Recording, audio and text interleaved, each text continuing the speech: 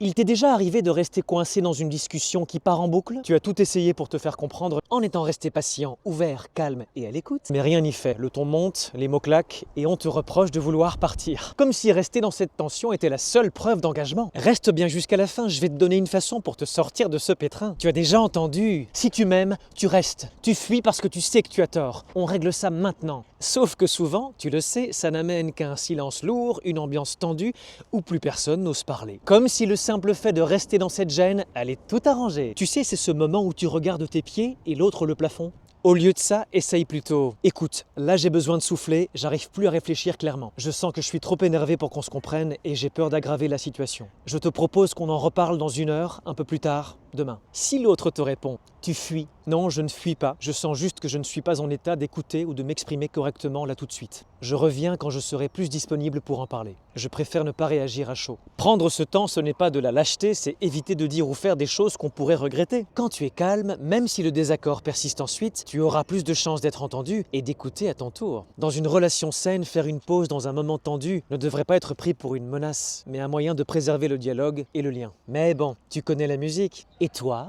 comment tu apaises les tensions? Dis-moi en commentaire.